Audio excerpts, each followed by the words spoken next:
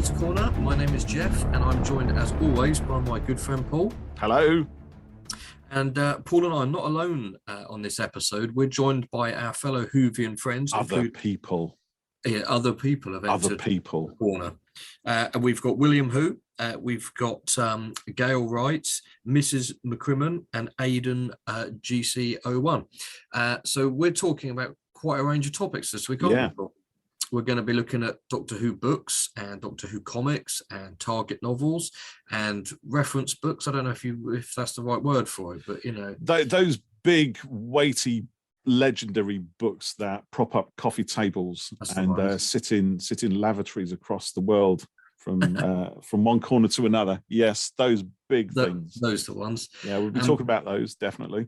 We're also going to be talking about any encounters with actual doctors. Actual doctors, including one or two that I'm very jealous of. Well, I'm jealous of all of them, really. Yeah, me too. Yeah. One or two in particular, I'm talking about you, Aiden. And we're also going to have a chat about the future of the show and how we're all feeling about that. So rather than us keep waffling, let's get stuck into it. Crack on.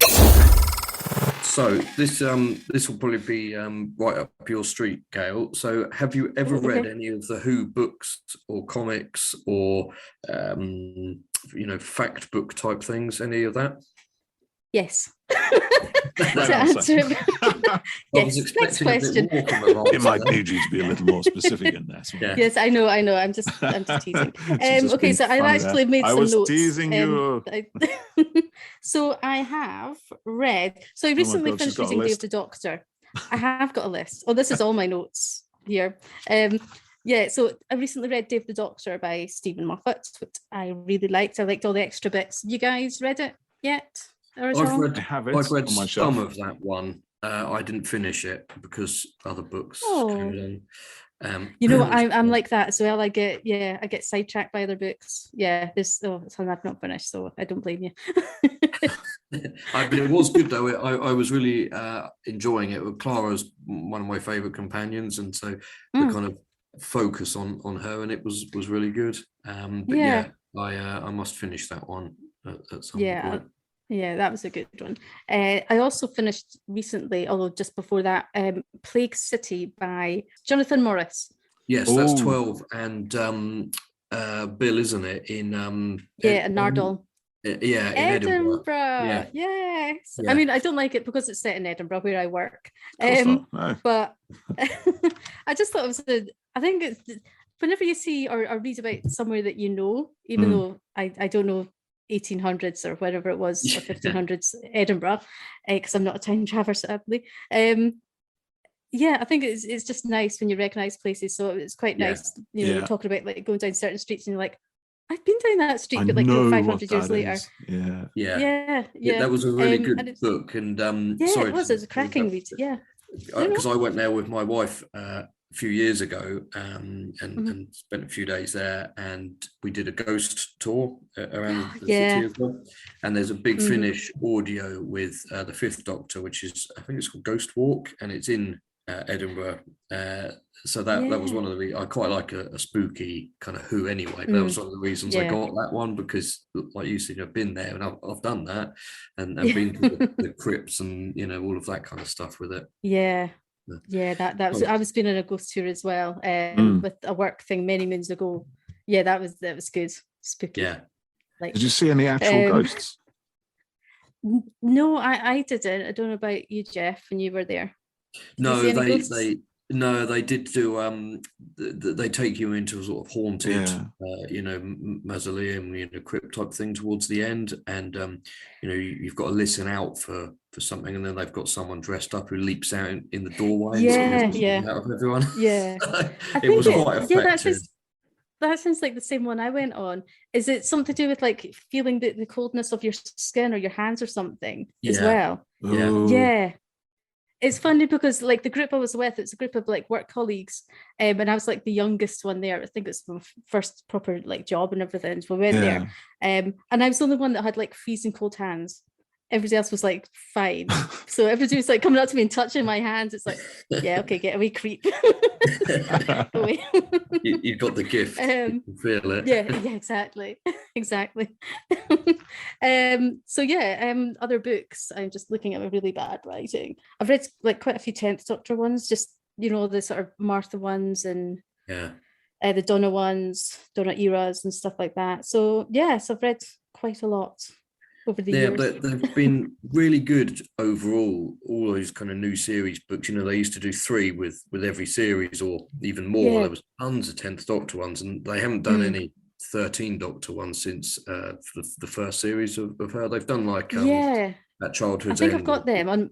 Yeah. Oh, I read that one. That was really as well. Yeah. That was good. I like that. That was really good. I like this. Yeah, when like a companion meets a different Doctor. Yeah, that's quite an interesting. You know, and the sort of dynamics and how Ace felt about the Doctor. You know, that kind of thing was quite good. Yeah, that was a good one. I really liked Stone Rose. Yes, that's another one. That's cracking. That's a cracking read, definitely. That's the biggest selling one of all of Who books ever. Is it? Yeah, I think so. Wow. And there's Forever Autumn, which I think is Ten and Martha. It's kind of another spooky one. And I read one with Donna, which is it's got a robot of some sort. Something Darkness, I think. I can't remember what it was called, but that was a good one. So, but I've read kind of 2 out of every 3 of the sets that they. That's pretty good going. Yeah. I had to get rid of some of them when I moved house a few years ago. You got rid of some? Yeah, I didn't have enough space for everything, so I had to be hard and pick my favourites. So they're in the cupboard just on the other side of the room. You'd have to prize mine out of my cold dead hands. Do you want to hear a really bad tale that, or a true story? So a neighbour of my mum's who's sadly passed away now, he was like a massive Doctor Who fan. He had like Daleks, like not life-size Daleks, but big like Daleks still in the boxes, and he's loads of Doctor Who stuff. Oh wow. And he gave me a ton of Doctor Who, was it Doctor Who Weekly magazines? Oh, okay. From like I think I can see where this is going now, and I'm not sure 70s? I like it. I know you're probably just going to end the interview right the now. call's going to cut off. Yeah. No, I just, because I wasn't into the classic era at the time, I kind of looked through some, and to be fair, the man was a smoker, so there was like the smell of smoke. Something smelled of it. Yeah. I ended up giving them to my sister's partner, who's a massive Doctor Who fan, and just like now I'm thinking, why did I do that? Because I'm sort of just getting into the classic. They found a good home then. Yeah, they but went to I a should good have kept them. But you should. But it was like a massive, like a ton of them. Could have filled like a good sized box. So I'm just like, I thought that story ended quite well. I thought you were going to say you burnt them all. Or I was going to say. No, oh God, I never. Yeah. Oh God, no, I don't even draw or write on books. No. I'd never do that. I'm not a fan. You know, when you get books and people like bend the corners to use that as a bookmark because they haven't got a bookmark to hand or something like that. That to me is a crime worthy of capital punishment, I think. Oh, I'm in trouble then. Oh my goodness! Oh, Jeff, what have we got, mate? Well, actually, have you ever read any of the Doctor Who comics that they do, like the ones in DWM or the Titan series or any of those? Yeah, probably read the ones that are in the magazine, but none that I've kind of remembered, which is probably bad. I stopped sort of buying the magazine quite a few years ago just because of the cost. It was just my finances said no, so I listened. But yeah, I've probably read some of them, but I've not actually bought any actual like the graphic novels or anything like that. I'll maybe get into them at some point. Yeah, I must say time. Yeah, the Titan series is really good. I like the artwork that I've seen for the covers. Yeah, the Rachel Stott stuff is really nice. And they did do quite a few years worth of like 10, 11 and 12 comics. And then at the moment there's like the 13th series, and then there's been like a Missy mini series, and 11 and 8 at the moment in a run as well. So quite a good, they make good use of all the different Doctors, and the DWM stuff is pretty good, isn't it, Paul? Those have been some great stories. Some good stuff in there. Yeah. I mean, that to be honest is probably my only real connection with the comics. I've always looked at the Titan stuff and I thought, I should probably get that, but then I never have. Something other shiny thing has probably caught my attention. Like, I've got to go with that instead, or something. But yeah, there's there's some great stuff in the comics. I'm just looking at mine now. I'm looking at things like The Tides of Time with the Fifth Doctor. I mean, that was a classic, and arguably got a better handle on the Fifth Doctor's personality than a lot of the writers writing for the TV show. Really? There's the Age of Chaos. What was the Tenth Doctor and Magenta? What was that? Oh, yeah, that was one, wasn't it? Yeah. That was a massive series. That was a big, sprawling epic. I think a lot of those tended to go right over the whole era of the Doctor, didn't they? And there was one with which was really good as well, which involved Shade and all kinds of stuff. And honestly, Gayle, I would say just dive in on it, because there's some really cracking stuff in the comics. Pick your favourite Doctor and pick a DWM. Just go for it. Favourite, remember? They're all my favourite. You did establish that earlier on by voiding Jeff's question completely, or voiding Jeff's advice rather. So just randomly pick one. You can't go wrong. Yeah, that is true. Yes. Aiden, do you ever read any of the Doctor Who books and comics and things like that? And what favourites have you got out of that, which is also not a small area like Big Finish? My book collection, I would show you if I had my camera on, but I've probably got about, I don't want to sound... Go for it, go on. Do about 200 books next to me. 200, wow. Well, actually, you quite often put a picture in the group chat, don't you, of new purchases and things that you've discovered in random shops. And this was the only thing in Gloucester I could find which was Doctor Who related, but I don't care. But yeah, out of the books I've got, I've probably not even read half of them. Really? If I buy them, I build them up and just never have time to read them. But if I had to choose a favourite, it would be the novelization of Remembrance of the Daleks, because they re-released the 50th anniversary collection. Yeah. Gosh, I read that for ages, but yeah, that is a good one. That's first one of that set. I took that to France when I went to France with my school as a little thing on the ferry, and thought it was fantastic. It is a good one. The Ben Aranovich novelized. Is it? No, it was. Yes, it was, wasn't it? Ben Aranovich did that one. It was Mark Platt did Battlefield, but Remembrance of the Daleks. That's very much like a kind of precursor to the Virgin New Adventures, isn't it? It's that whole Cartmel master plan and a little bit of nice juicy background for the Doctor's ancient history, and there's a lot of. It's really good. Just down there. I've not managed to read them because, again, it's the old case of me buying them up, buying what I can, and just not having to.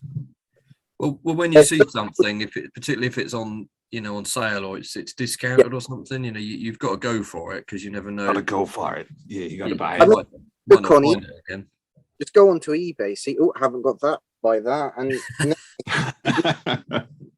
spending 30 quid, and I was like, where am I going to put all this? Because I've already got 1, 2, 3, 4, 5 full bookshelves.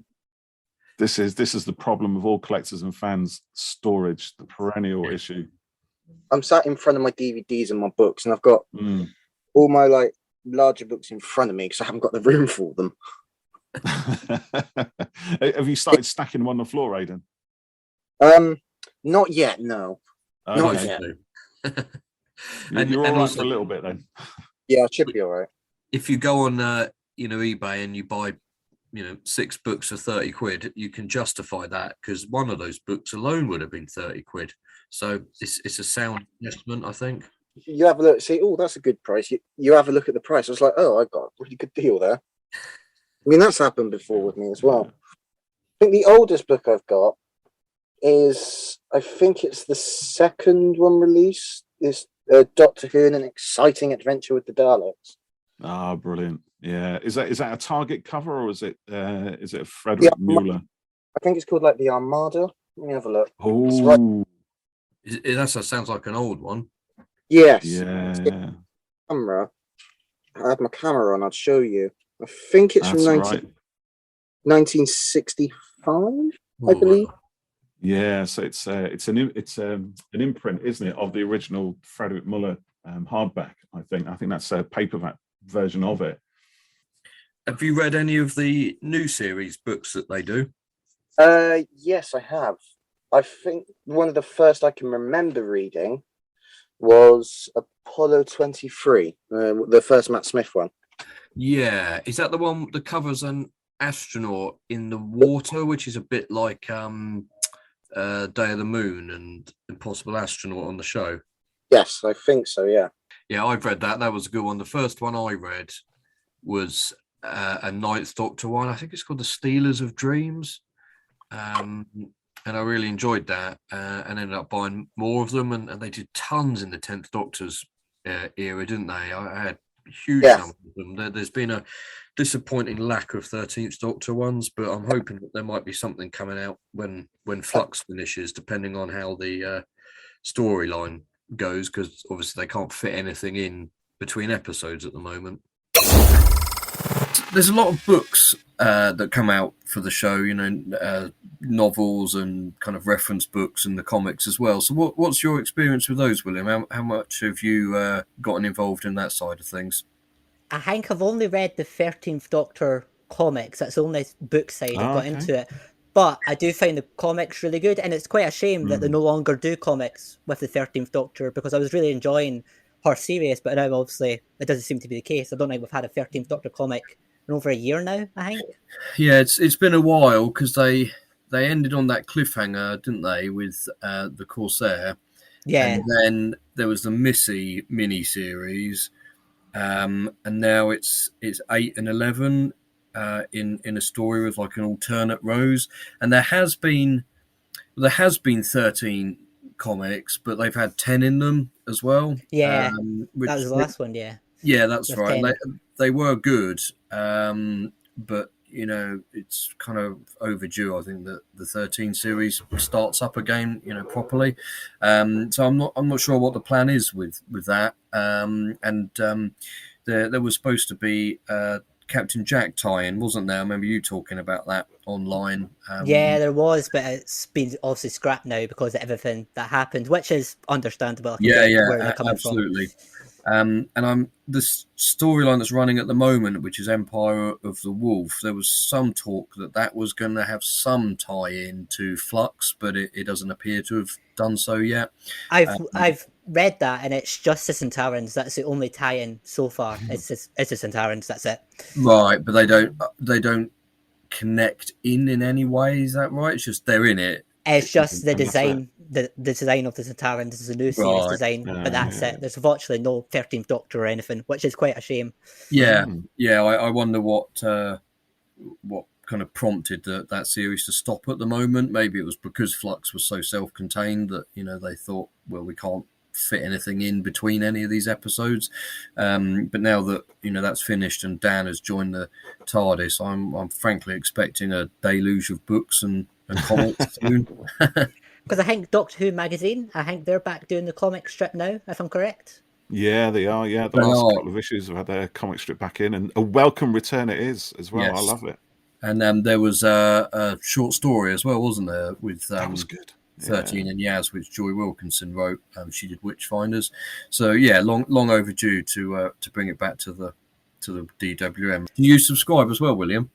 I've just subscribed, so I've got the digital copy through Pocket Mags, because it was like a deal for like a year for £30, which I thought was pretty good. So I was I'll take the deal because it's quite a good magazine. So my next question for Mrs McCrimmon is about books, which we briefly touched upon earlier, and I said stop. That's a question for later. So talk to us about Doctor Who books and comics, because I think you might have dabbled in the comics a little bit, if I remember rightly. So what have you read? What have you really liked? What's your, how do you get involved in the book side of things? how did I get involved in it?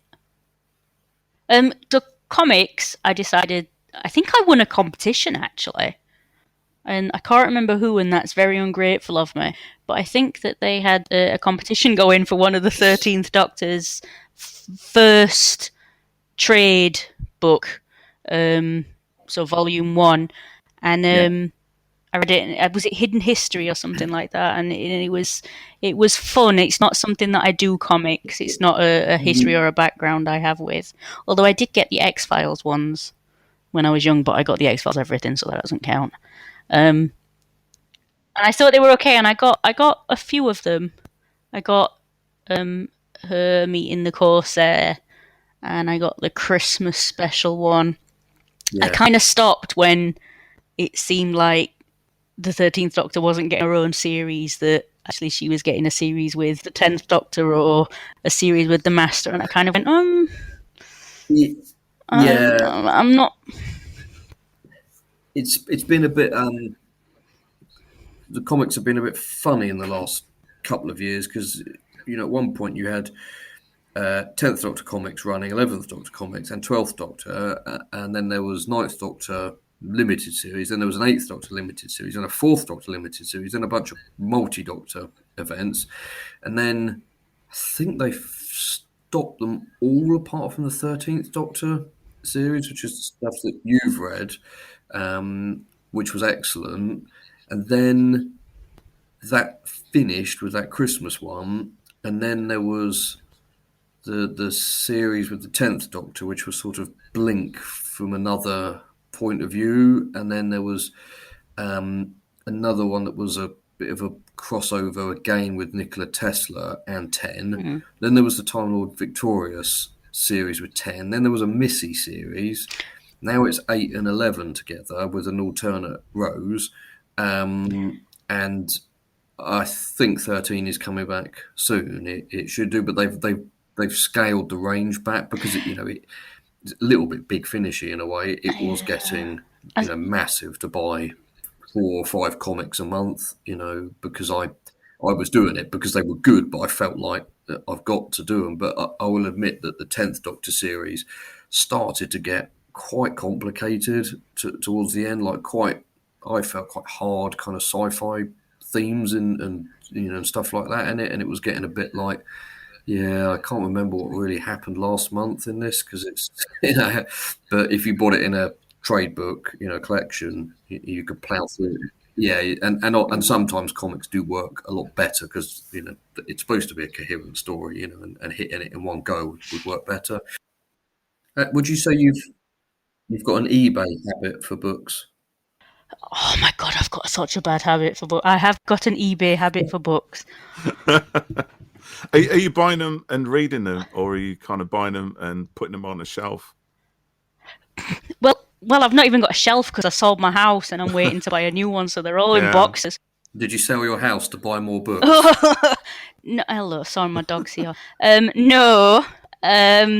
But having more space for shelves is an important part of getting a new house, I've got to admit. And it's a very important consideration. It is. I had run out of shelf space.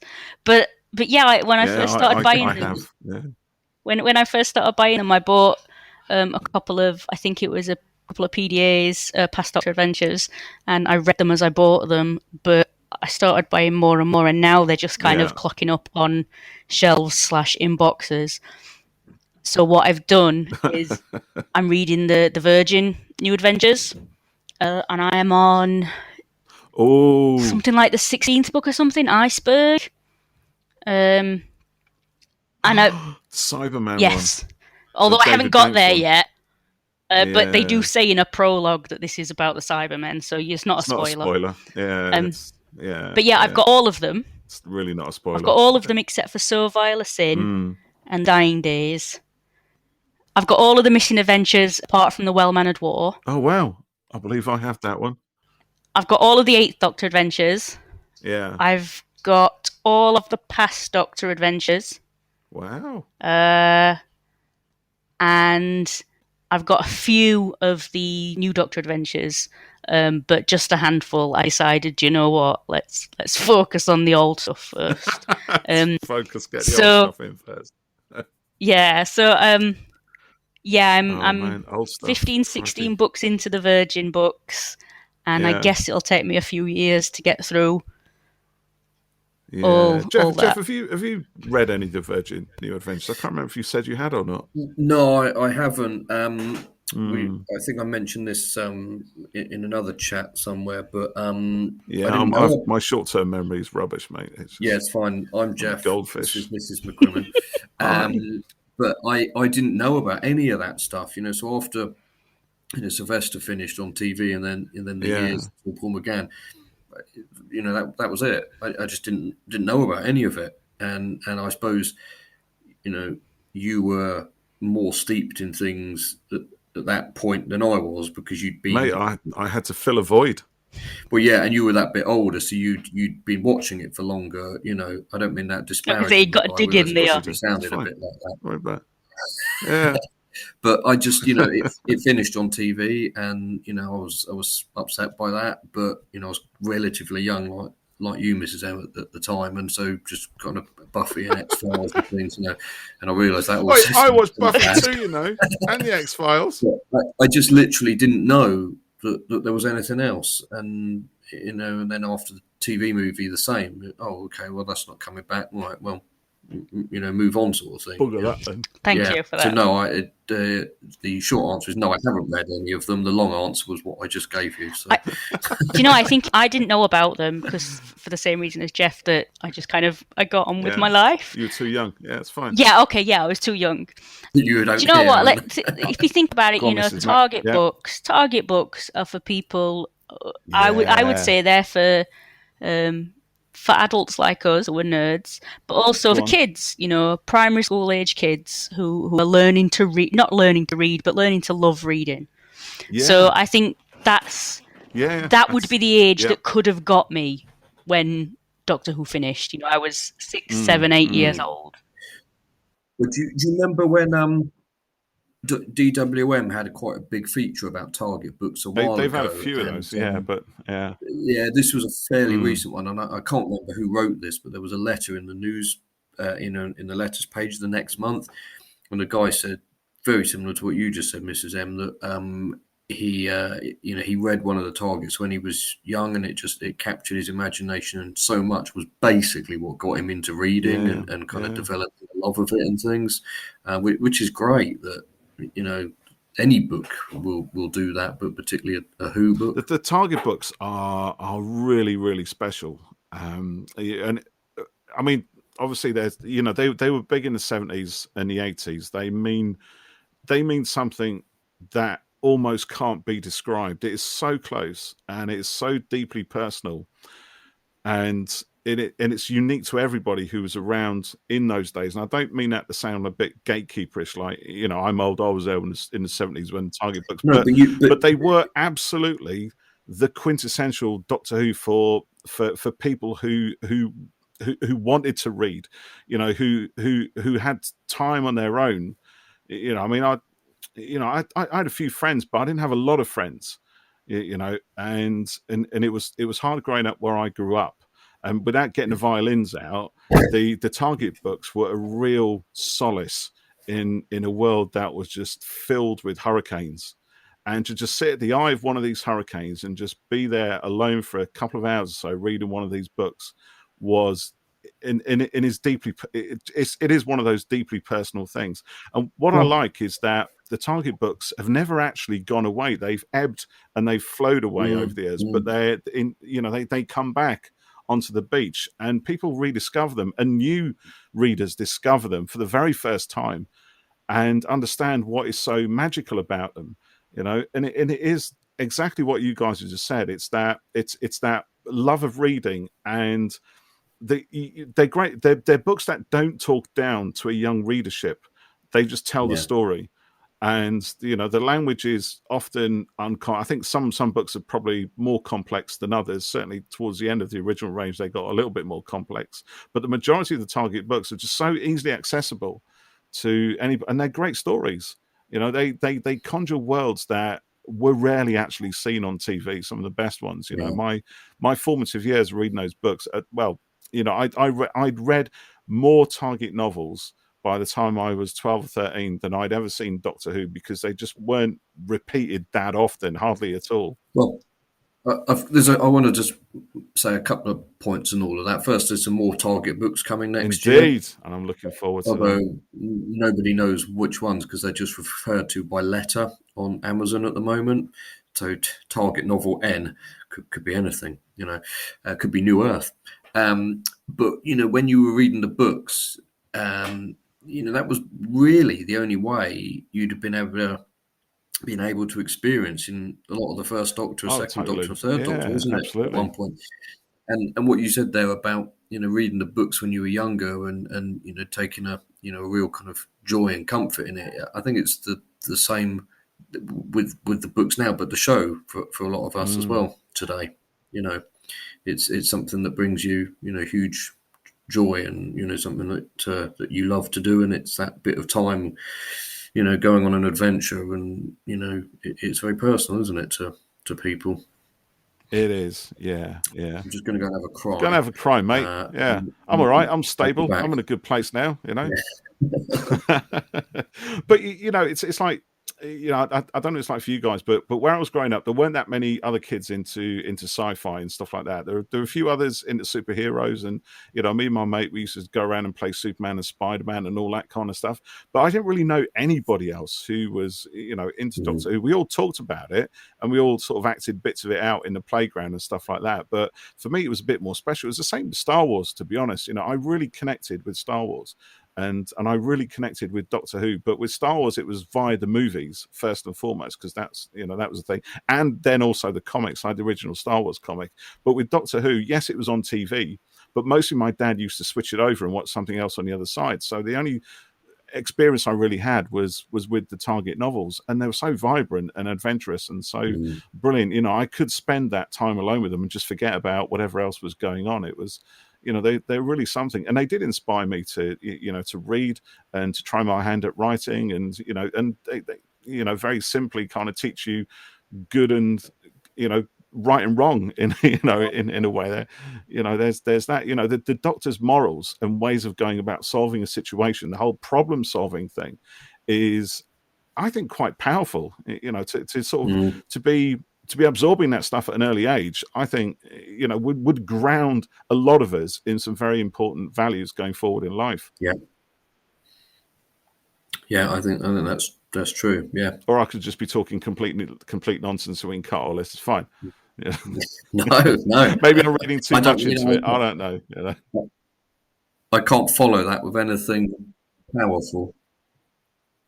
For me, it probably not the inverse from you, Paul, but as I got older, you know, I used to watch Friends and stuff, and, you know, I really like that, for example, and then X-Files and Buffy, and I was, you know, getting very heavily into that kind of stuff, whereas, you know, my friends at school and college and stuff, they weren't. And, you know, as I got older and then kind of dived more and more into that kind of stuff, and you know, Marvel and things, and which I'd always loved, but, you know, with the MCU coming along and stuff, you know, kind of much more into it.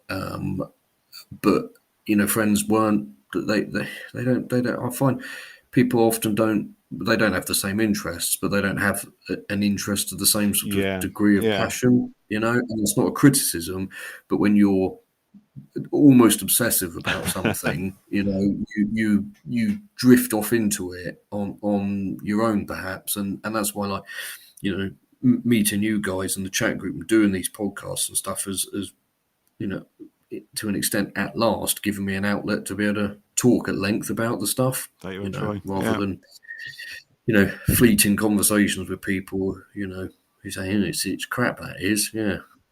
That's why I've got no friends, because they all think it's shit.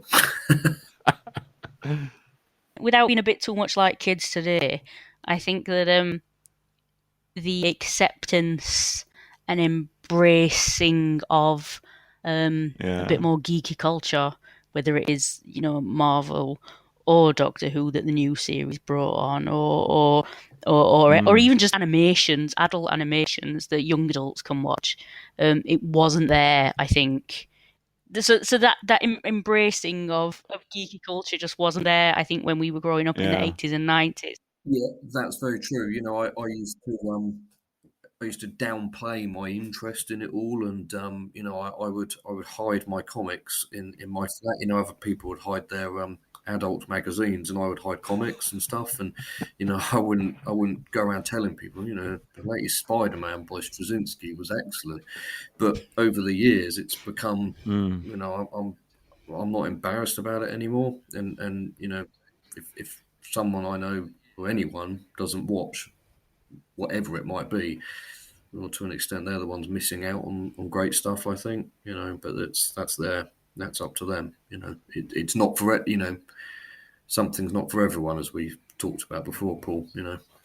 But I'm really glad that young people who are a bit more on the geeky side have got avenues to talk to people, and girls as well, because I definitely, because I'm not joking, you know, all my friends when I was 11, 12, 13, it was Ms. and Biz. I don't know if Biz is a thing. And it was all kind of about how to get your man kind of thing, which was really great for me, where I wasn't out then, but probably inside knew a little bit.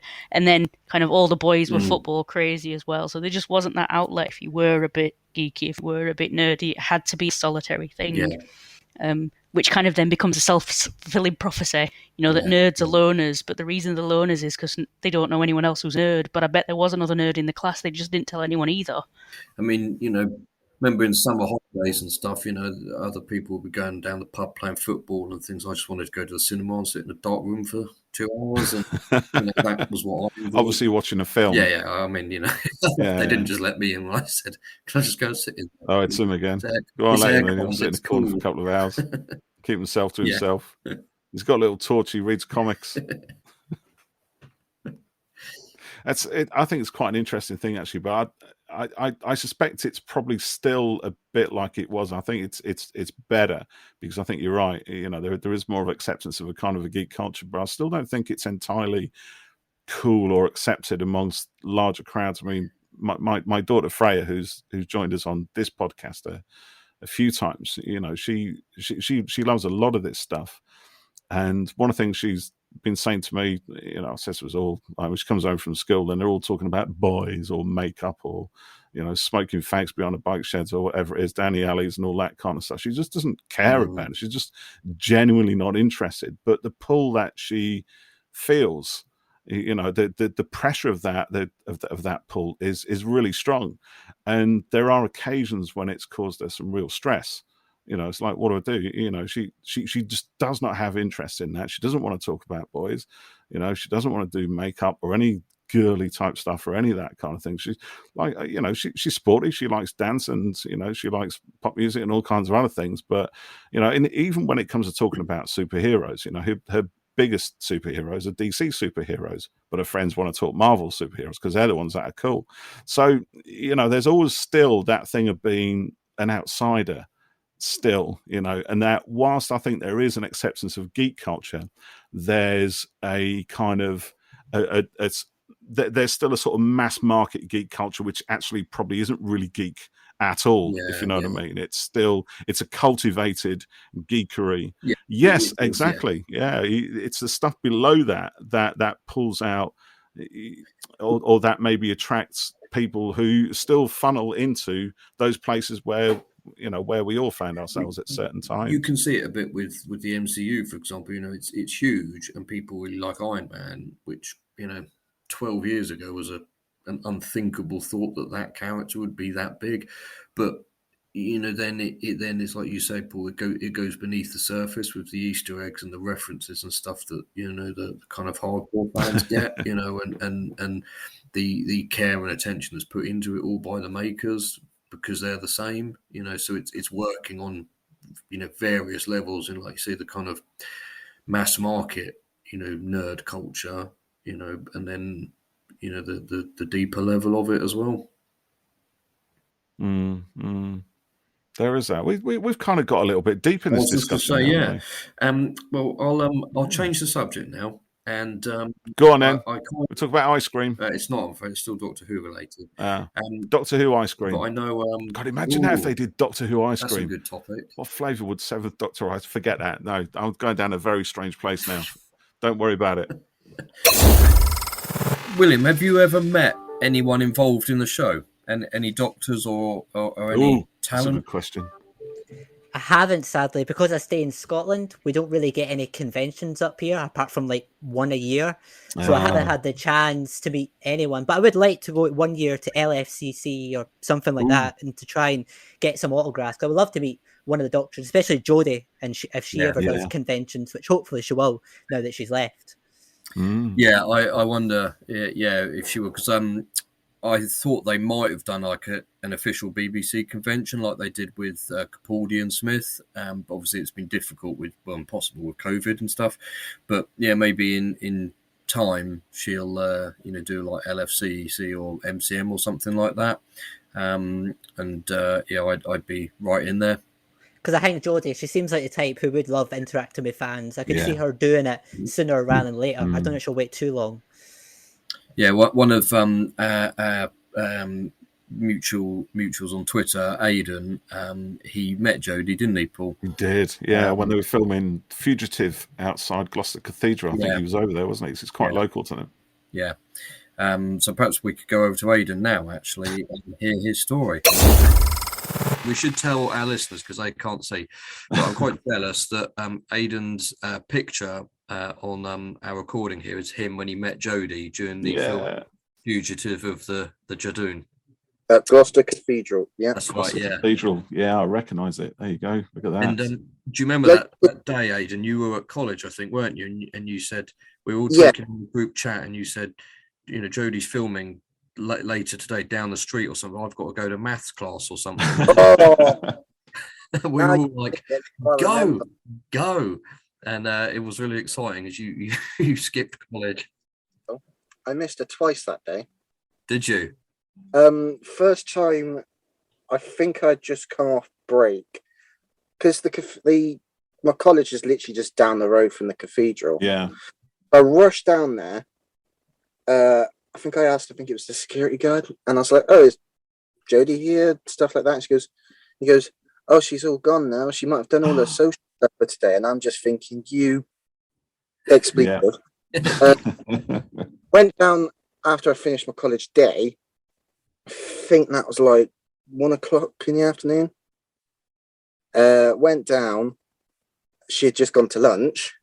Yeah. Oh, I think half an hour later, something like that. She came back, and then I was outside the cathedral with my friend probably until about 6 o'clock, and then obviously the photo happened. Wow, that's quite amazing. I mean, this was in pre-COVID days by the look of it, because you two are looking quite close there, Aiden. Quite chummy. 2019, that was. That was a week or two after my 18th, so that was some sort of late present, yeah. Oh, yes, it's fantastic. I mean, it's one thing. I mean, all the doctors seem to have been really good at meeting the fans. Yeah. So that's true as well, because I've also met Colin Baker, Sylvester McCoy, and Paul McGann, and each one of them were brilliant. Fabulous. But Jodie was just fantastic with everybody. She looks really happy in the picture, like she's thrilled to meet all the fans, and is really enjoying being the Doctor and doing it all. Gayle, have you ever met anyone from the show? There's a question. Yeah. Well, no. Okay, so no, I haven't met, but I could have done, but I wasn't a fan at the time. You should have done. So I didn't know. So to put it all into context instead of waffling on, so where I used to live, yeah, I'm so sorry. I don't normally speak like this. No, we do need content. I'm not kidding. Honestly. Yeah. Keep talking. So where I used to live in the Scottish borders, so where I live now, but different town, we had some weird like horse event Don't Is ask that me where why. like naughty horses are put on trial for their crimes? Oh my Yes, goodness me. it is. Face Now, palm. How did you know? That's the palm. Doctor Who storyline on an alien planet. This Exactly. Gayle, please continue with your story. Okay. Okay. Yeah, enough horse noises. So there's a horse event thing. And at the time, Fraser Hines was in Emmerdale. Doctor Who royalty himself, yes. Yeah. Yes. So Mrs. he McCrimmon apparently, yeah, he would turn up to these events with one of the actresses from Emmerdale who played. I don't watch it anymore. I haven't watched it in years, but I think she played Kim something or other. She was a character in it. Kim Tate? I don't know. I don't know. My daughter's I think they must have been into into Emmerdale now, but I've never. Right, okay. I can't do it. I can't deal with it. It's too much trauma. Oh, the soaps are just. So he would turn up and she would turn up and they would like be the celebrities at these things, and so I would attend these horse things even though I have no interest in horses. I was a kid, so I had to go with my family. So yeah, he was there, and I was obviously I wasn't a Doctor Who fan, so I didn't know he was even in it. I just knew him from a soap. From so I had from no Emmerdale. interest in meeting him. It's that guy from if Emmerdale. I'd been a fan, it'd be like chucking horses away out of the way to get to him and say hello, it's Jamie. But yeah, so I could have almost met a companion. I think that's pretty impressive. But as for a Doctor, no. Yeah. So there you go. That's my little story. So, Mrs. McCrimmon, have you ever met an actor or crew member from Doctor Who? I have. Ooh. These aren't terribly interesting stories whatsoever. So I used to. Good podcast value then, yeah? Yeah, definitely. I'll you're going to be so glad you invited me on. So before COVID, I went to the BFI event. So down in London, they put on things like the animated. I remember you tweeting about that. And on one of them, and I don't remember which one, I tend to make a weekend of it, obviously, because I'm up in Sheffield. And to go down just for one screening. Yes, long way. Yeah. Yes. So I'll make a weekend of it. And there was one weekend when they were having a book signing for the Target collection book that I can't remember what it's called anymore. And it was Colin Baker. Someone else. It was. Someone else. Uh-huh. Ooh. Oh, Vinay Patel was there, which was awesome. And I said, I hope he was in the next series. Oh, that is awesome. Yes. I hope he was in the next series, which he hasn't been because it was series 13 and no one is. But yeah, I got to meet Colin Baker, which was great, and say hello, but it was just in a book signing queue, which was very long. And I didn't get a hug from Katie Manning. I'm pretty sure I'm the only person who has not been hugged by Katie Manning. Oh. I know. No. Again at the BFI. Katie. So at these screenings, they do like quizzes, and you win a DVD or something like that if you answer a question right. And I put my hand up to say I know the answer, and Katie was there, and she was giving out the presents, and she came and ran up, and I was sat all the way at the back, so she came and ran up, ready to give me the present, and every time she gave someone a present, she was hugging them, and I got the question wrong, so she went, "Oh, I'm sorry, sweetie," and left. I was like, what? I'm the only person who didn't get to hug her. She hugs everyone. You should tweet her. Probably traumatise you for life now. And she'll probably say she'll owe you one next Probably, time she is lovely. But yeah, she had to go and find the next person who thought they knew the answer, and they did. She is lovely. Bugger. So, Mrs. McCrimmon, am I right in thinking that you met your namesake husband at an event? I did. Again, just before COVID, I don't even remember what screening it was. It might have been the Macra Terror. It was a BFI screening. It was BFI, wasn't it? Mr. Fraser Hines was the special guest. And I was able to meet him, and it was wonderful. And it was just after COVID became a thing, but before any kind of lockdowns. And and they'd said to everyone, you know, he'll do autographs, but he can't do photographs, unfortunately. You know, no hugging or anything like that. And I was really, really nervous to meet him. And I wasn't sure, should I do it? Should I not do it? Should I do it? Should I not do it? And I ended up going, go on, I'm going to do it. But I was one of the last people. And the person before me kind of went, there's only like 4 people in the queue. Can I have a photo? And he went, go on then. And so I went, can I have a photo? He went, go on then. So I got a photo with him, which I love. So yeah, everyone, all the last 4 or 5 people in the queue were like, can I have one? So we all got photos. So I got to meet him. And I also heckled during they do a Q&A, and I heckled for whatever reason. He was making a self-effacing joke about never getting any attention or love. So I decided to shout in front of the full cinema, I love you, Fraser. Yeah, the assembled masses. He knows I love him. Oh, that's brilliant. Because at those sort of things, yeah, because there's always one person who does that, and to know that was you is brilliant. That's a claim right there. Yeah. And I also asked him out, by the way. I also asked Fraser Hines out over Twitter once. Excellent. He let me down very gently. But yeah, I said, you know, if you wanted to go to the BFI screening with me, that would be okay by me. And why wouldn't he? I know. Frankly, why wouldn't he do that?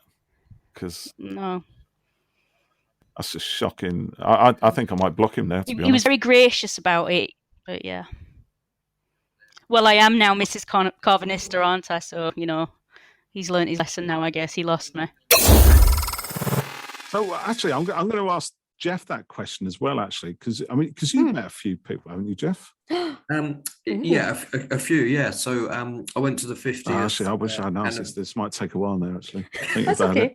I'll just cut this bit in later. I'll just do it on my own. So I went to the 50th celebration a few years ago, and we had a photo shoot a meet and greet with Matt Smith and Jenna Coleman, who were both really nice. And you know, you only meet them briefly, but you know, they make you feel very welcome. For a moment, they're in your orbit. Although I have to say, this was an area where lots of Who luminaries were gathered specifically for an event, whereas Gayle was watching some horses. I had my audience of Who people were captive, you know, at the Excel. They couldn't escape me. And you know, at the end of the day, Jenna Coleman, Matt Smith, they went home and they said, we met Jeff today. Exactly. That's amazing. Made their day. But it was the day of the event. So they had 3 days, and it was the Saturday, and there was a panel with Colin Baker, Peter Davison, Sylvester McCoy, I think Paul McGann, and it was the only day of the event that Tom Baker did. So that was really great to see him. And he always had a little bit of a huff on and didn't sit near the other actors, you know, the other doctors and stuff. But when we were queuing to meet Matt, Peter, Colin and Sylvester walked along past everyone. Oh, wow, that's pretty good. Nice. Colin said, who are you waiting to see? And he just happened to look at me, and I said, well, we're waiting to meet Matt. I said, would you like to join the queue with us?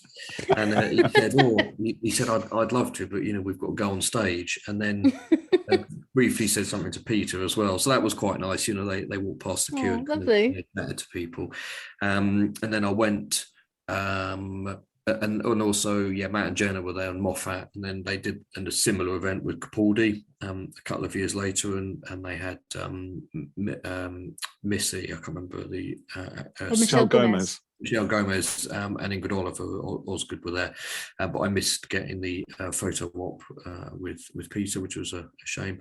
But they were great events, really, really good. And my dad is good friends with Bernard Cribbins, who played Wilf. Wow, nice. Just name dropping there. Yeah, he just threw that one in, didn't he?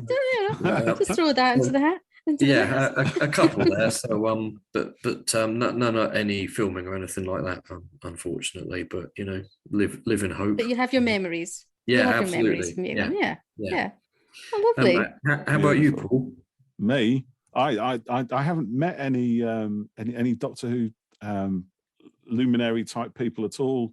actually, and I'm feeling a little bit left out of this conversation right now, and I'm going to cry. Although the thing is, you might have met the 14th Doctor. You don't know Well, this is very true. Yeah, although I did spend some time with Mark McGann, if that counts. I mean, he's not actually Doctor Who, but he is Paul McGann's brother. Well, he's like half the Doctor. He's like half. Exactly. He auditioned for the Doctor. Actually, I did make a mistake because the boring story is that Mark McGann was directing some films that I scripted for my day job.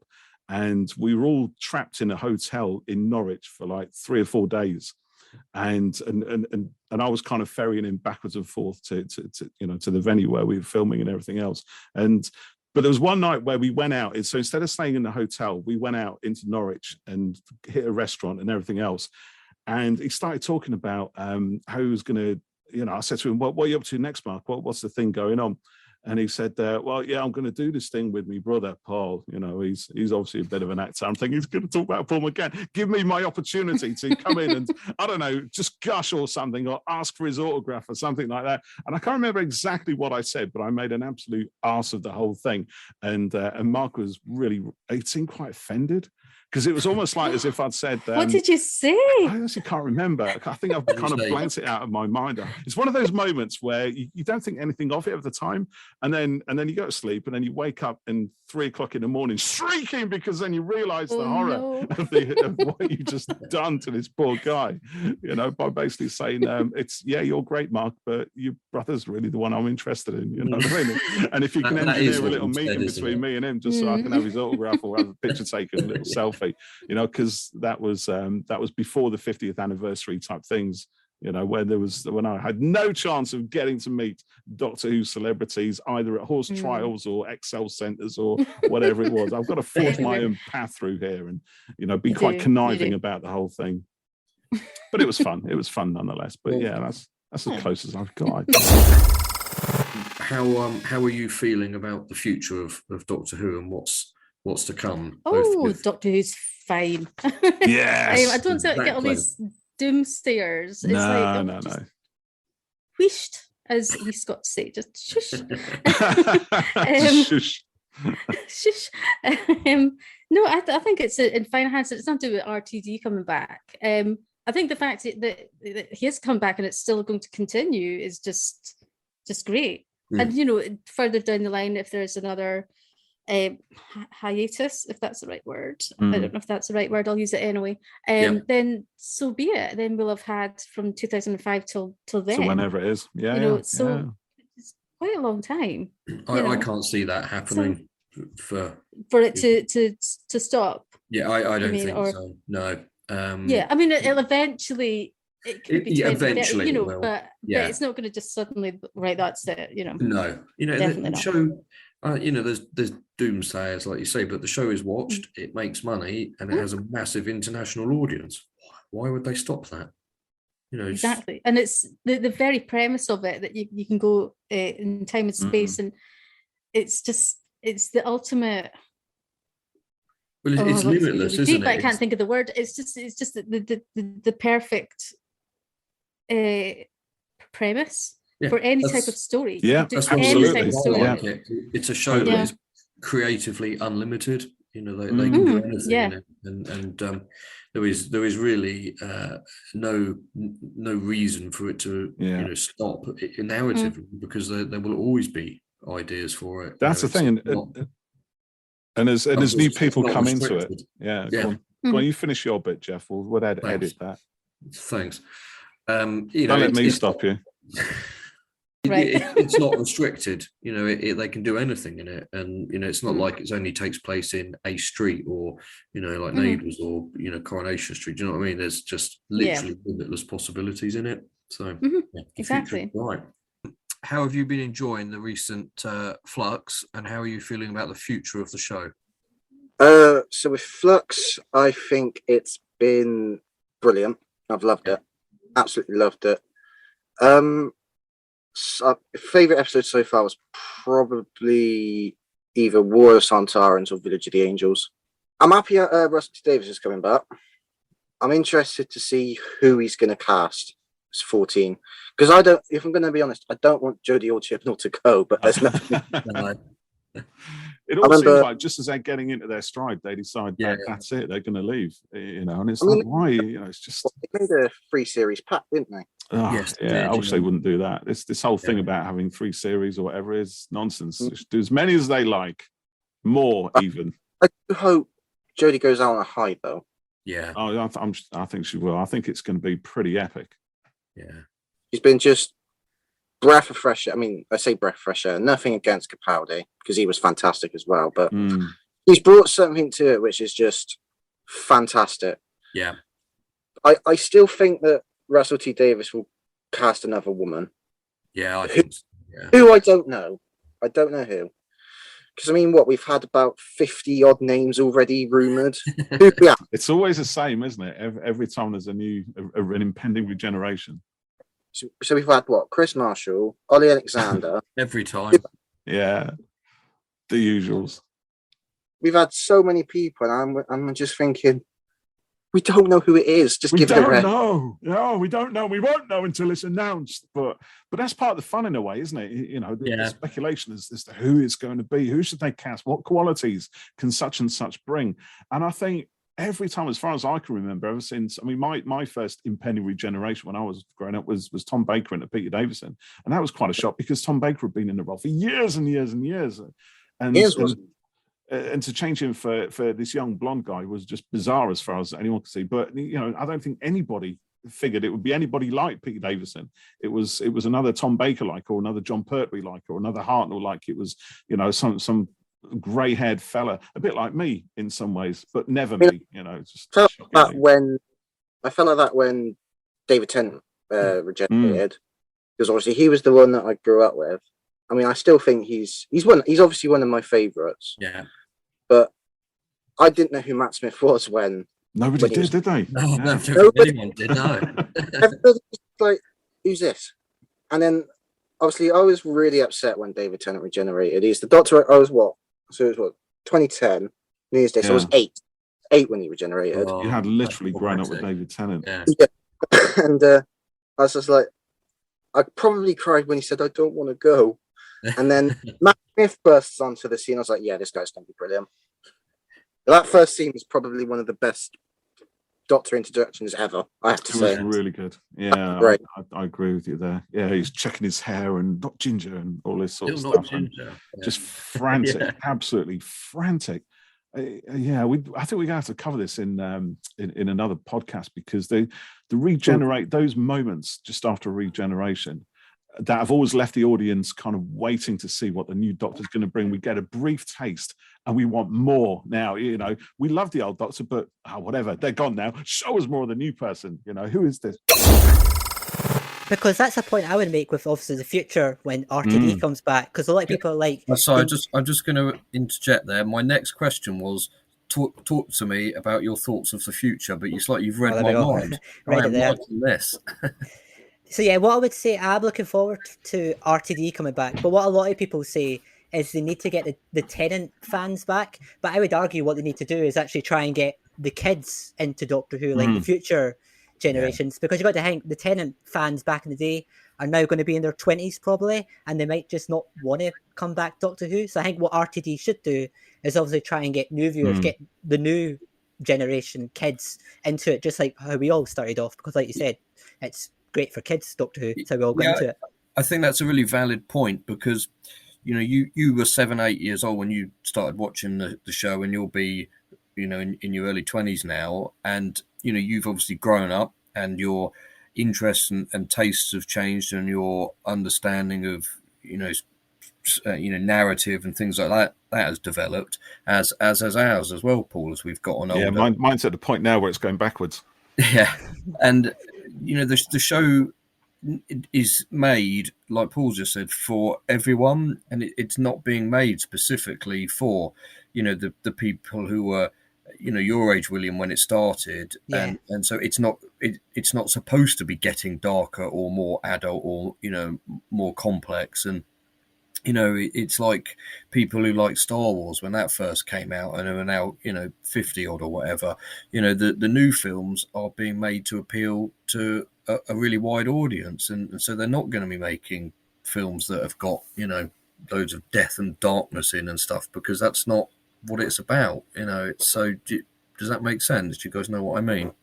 Yeah, no, I just think with RTD, I don't think he will come in and try and get the Tennant fans back. I think he'll move forward. No, I agree. He won't bring Yeah. David Tennant back or anything like that. Mhm. Like some people suggest, and that would be a really bad idea. Like, do not do that. Wish fulfillment on their part, I think. But, Yeah, it's exciting. I don't want this current era to end, but all good things must end. But I'm excited for the future and to see what they do with it. And I think that they absolutely need to move forward again and not rehash the past. There was conversation yesterday, I think, on Twitter about should Murray Gold come back, and the general kind of consensus was no, because then it just feels like it's just bringing the past back again. Again, it's like like the classic series, because similarly, Dudley Simpson was the sound of Doctor Who in the 70s.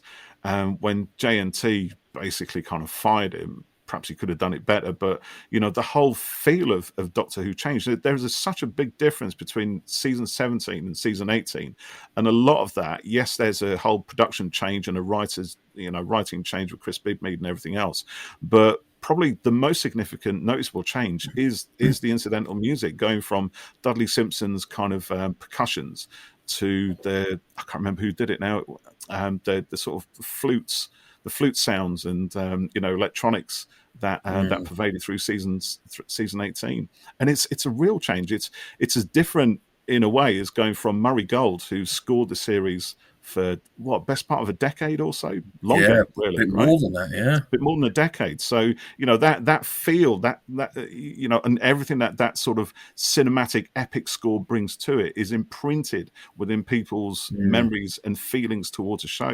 You take that away, and suddenly we've got Segun Akinola's more atmospheric kind of ambient sounds. Again, the whole thing feels different. And I mean, personally, I love it when the show does that, and it whips the rug out from under my feet.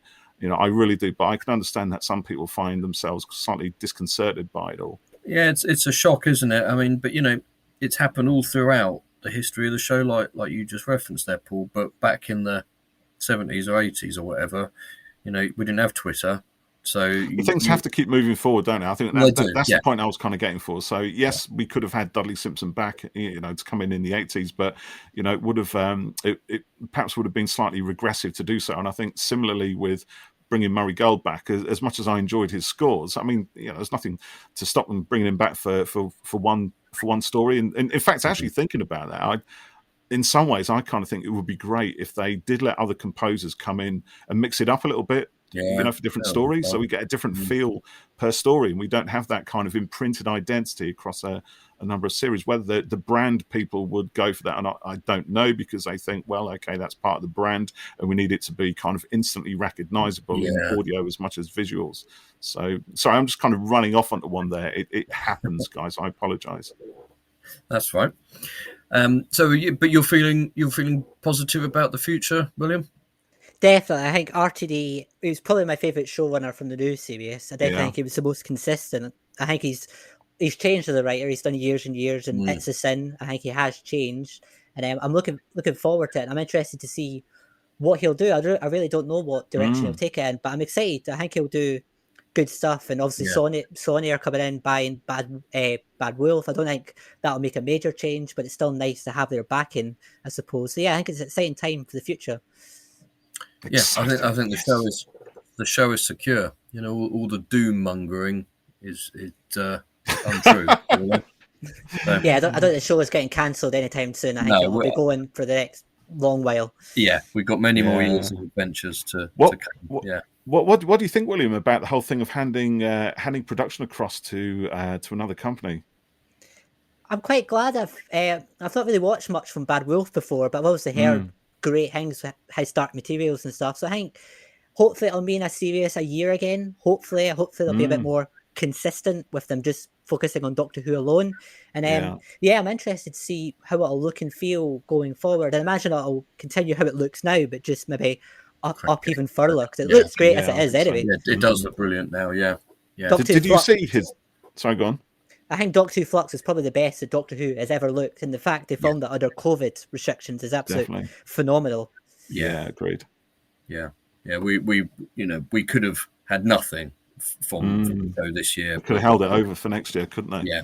Incurring the wrath of many people across the world, no doubt. But they gave us including something me, awesome. actually. Yeah. I'm as much a demanding fan as everybody else. I need my content. I need my fix. Yeah, I'm glad we got 6 episodes rather than 1, so I was happy with that. Crackers. So thank you very much for joining us, everyone. It's great chatting with fellow Whovians. So if anyone is listening and they would like to join us on another podcast in the future for a conversation about something Doctor Who related, send us a DM. Let's have a chat. Yeah, let us know. We will be back very soon with our next episode. We're not going to tell you what it is right now. That's not because we don't know. It's because we don't know which one is going to get finished first. But it's going to be very exciting. So thanks as always for listening, and we'll catch you next time. See you next time. Bye for now.